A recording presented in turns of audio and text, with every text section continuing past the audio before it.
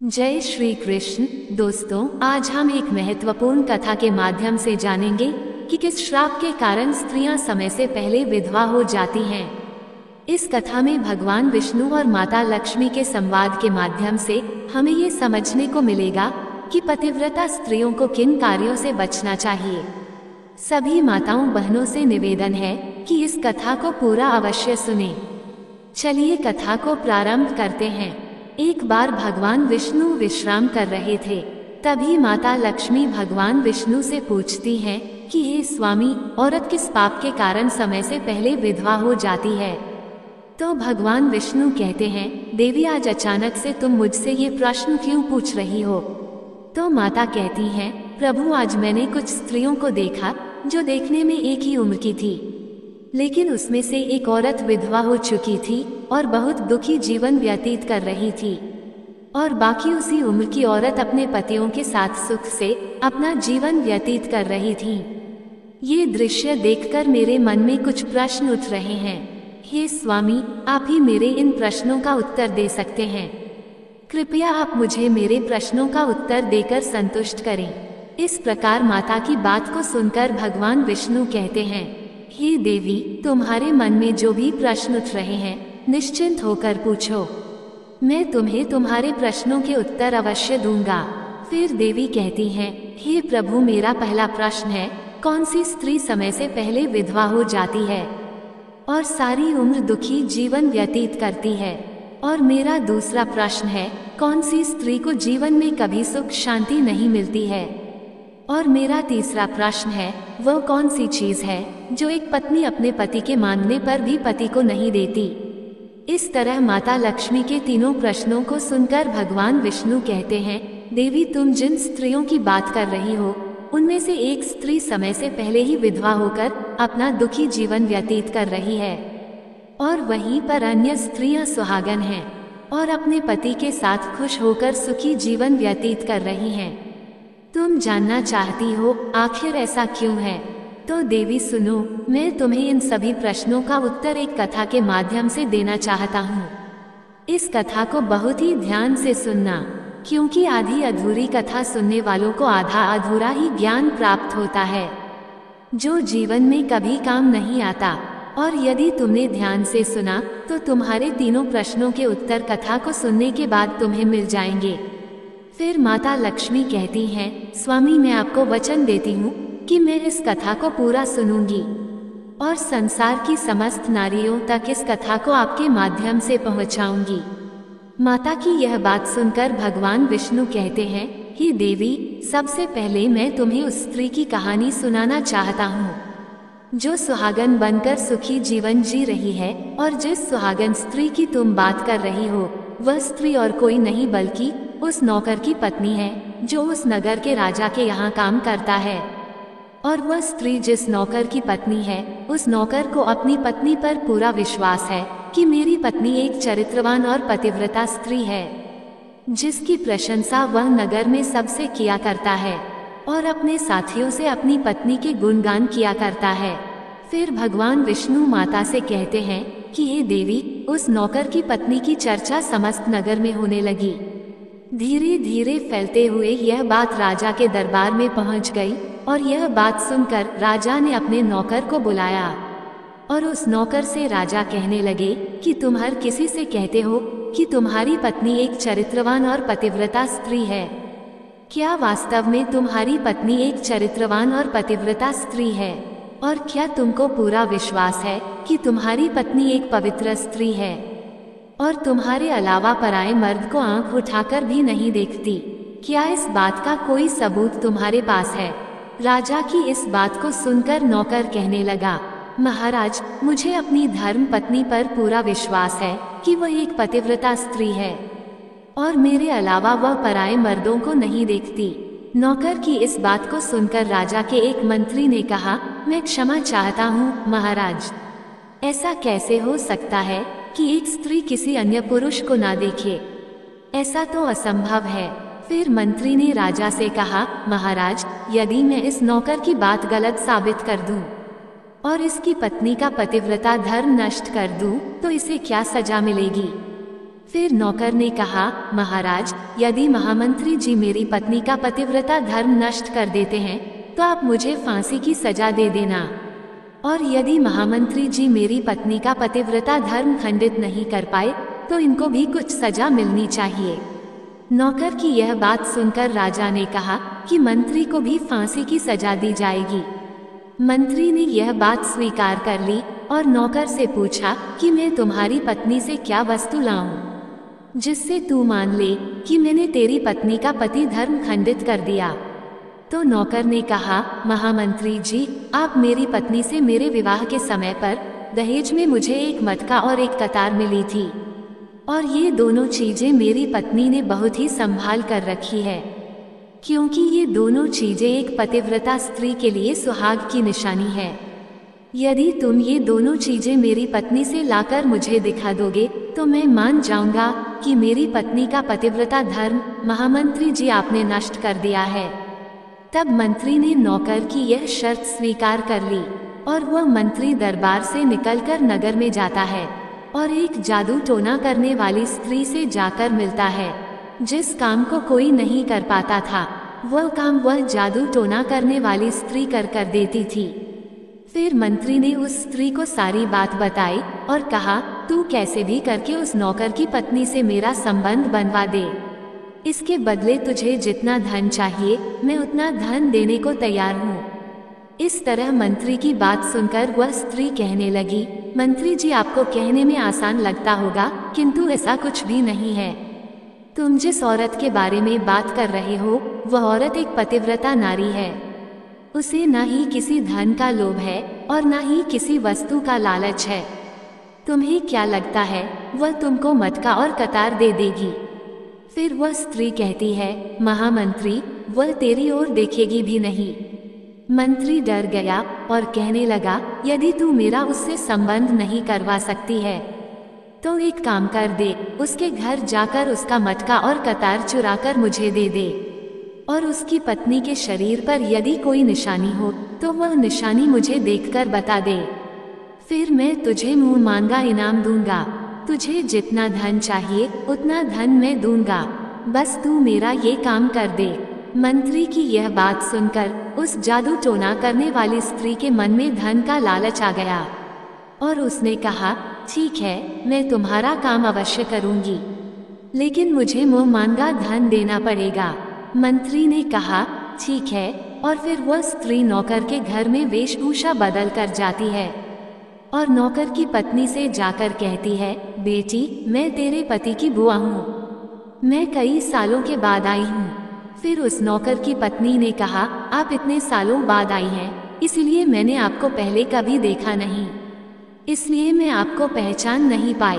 और इस प्रकार वह स्त्री उस नौकर के घर में बुआ बनकर रहने लगी।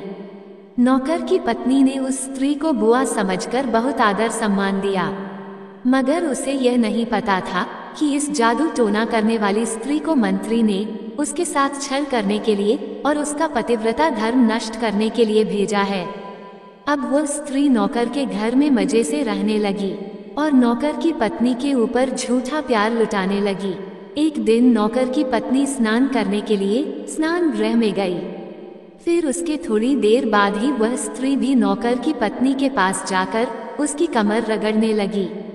उस पतिव्रता औरत ने बहुत मना किया, फिर भी वह स्त्री नहीं मानी और कहने लगी, तुम मुझे अपनी बेटी से भी ज्यादा प्यारी लगती हो तो मना मत करो। काफी दिनों के बाद में मेरी और तुम्हारी मुलाकात पहली बार हुई है। और ऐसा कहकर वह स्त्री उसे बातों के माया जाल में उलझाने लगी और फिर मौका देखते ही उसने उस पतिव्रता स्त्री के पास में जाकर उसकी कमर पर जो एक काला तिल था उसे जादू टोना करने वाली स्त्री ने देख लिया और उसका काम बन गया।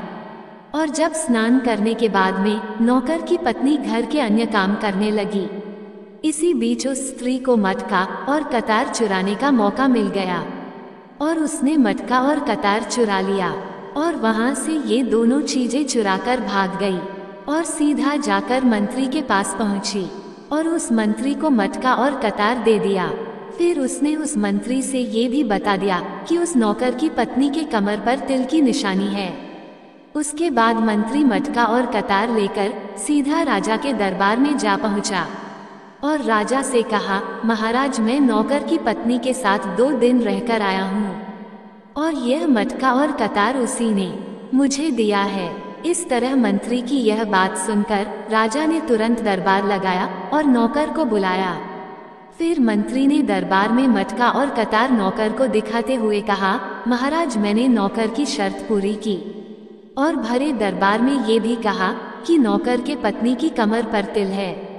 ये सब बात सुनकर नौकर मान गया कि वास्तव में आज मेरी पत्नी ने अपना पतिव्रता धर्म पूरी तरह से नष्ट कर लिया है। अब नौकर का अपनी पत्नी से विश्वास उठ गया। फिर राजा ने शर्त के मुताबिक नौकर को फांसी की सजा सुनाई और 21 दिन बाद फांसी देने का आदेश दिया और कहा कि नौकर को 21 दिन के बाद फांसी पर चढ़ाया जाएगा। अब नौकर की मृत्यु के दिन समीप आने लगे। अंततः वह दिन आ ही गया जिस दिन उसे फांसी देना था। जब उसे फांसी के फंदे के पास लटकाया गया तो उस नौकर से उसकी अंतिम इच्छा पूछी गई। फिर नौकर ने कहा कि महाराज, मेरी अंतिम इच्छा यह है कि मैं आखिरी बार अपनी पत्नी से मिलना चाहता हूँ। और इस तरह राजा ने नौकर को आज्ञा दी कि तुम अपनी पत्नी से मिल सकते हो। फिर नौकर कुछ दिन की इजाजत लेकर अपने घर गया और अपनी पत्नी से कहने लगा कि तुमने मेरे साथ बहुत बड़ा विश्वासघात किया है, छल किया है।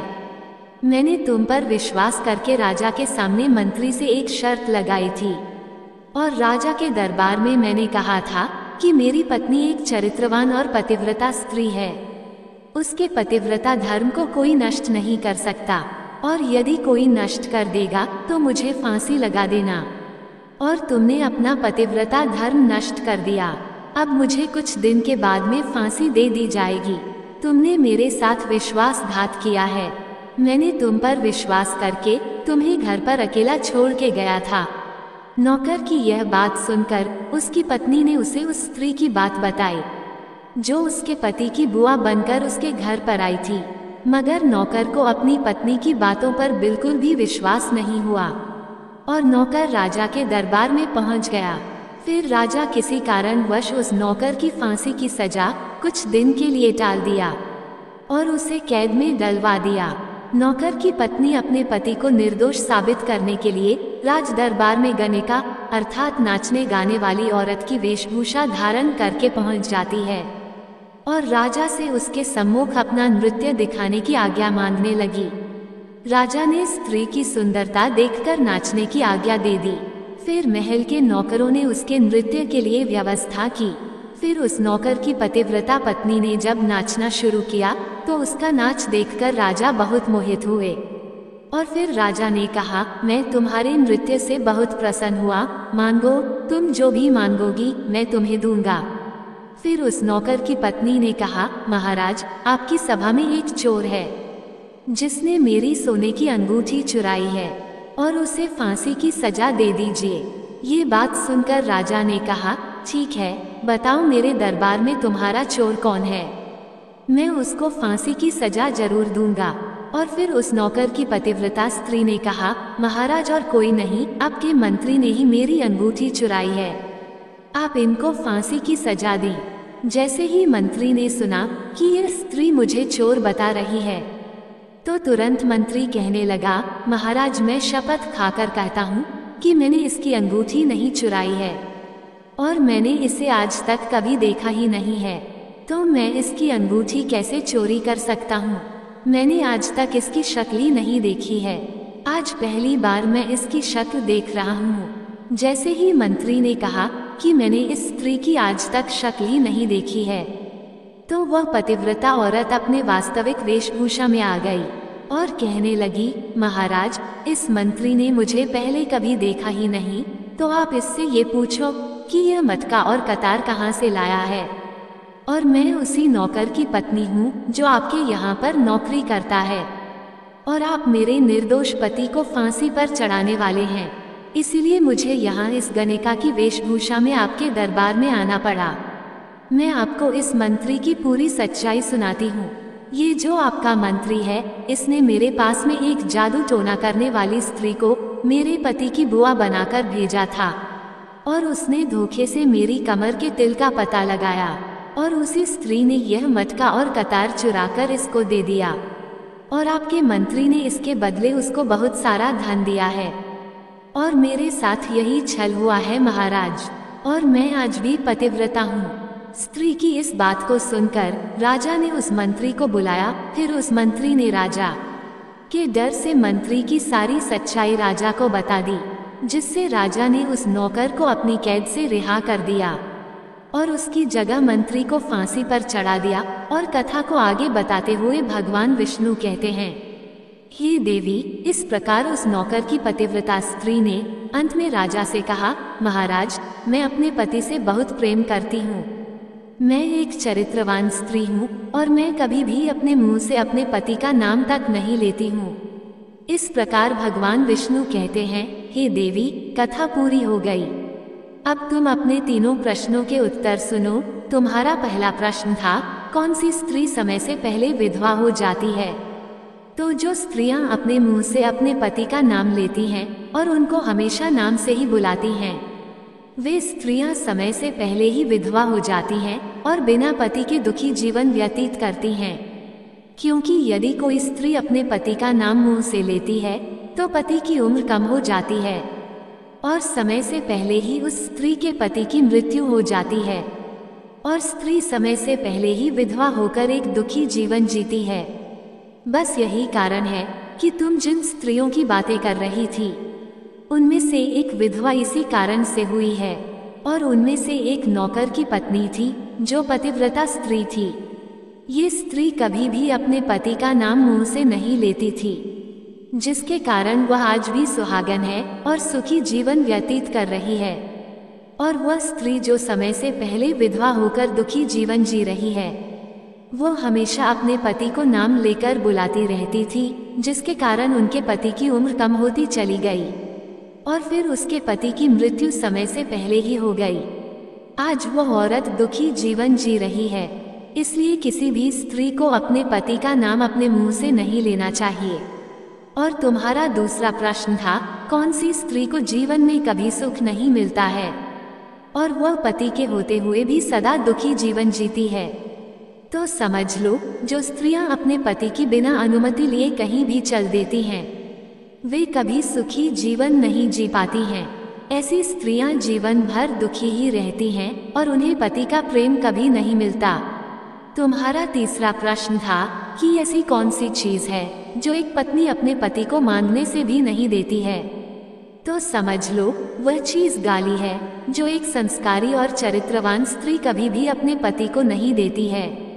और जो स्त्रियां अपने पति को गाली देती हैं, वो स्त्रियां कभी चरित्रवान नहीं होती हैं और ऐसी स्त्रियां जीवन भर दुखी रहती हैं। उसके जीवन में कभी सुख नहीं आता और समय से पहले ही ऐसी स्त्रियां विधवा हो जाती हैं और इस प्रकार कथा सुनने के बाद अपने तीनों प्रश्नों का उत्तर पाकर संतुष्ट हो जाती हैं और कहती हैं, क्या प्रभु, वास्तव में जो स्त्री चरित्रवान होती है वो कभी दुखी जीवन नहीं जीती है? तो भगवान विष्णु कहते हैं, क्योंकि ऐसे घर में लक्ष्मी का सदा वास होता है और वह घर धन दौलत और खुशियों से हमेशा भरा रहता है और चरित्रवान स्त्रियां हमेशा घर को स्वर्ग बना देती हैं। तो दोस्तों, आपको ये कहानी कैसी लगी कृपया कमेंट करके जरूर बताएं। वीडियो पसंद आया हो तो लाइक करें और अपने दोस्तों के साथ शेयर करें। कमेंट बॉक्स में जय श्री कृष्ण लिखना ना भूलें और ऐसी ही और भी बहुत सारी कहानियों को सुनने के लिए चैनल को सब्सक्राइब जरूर करें। धन्यवाद।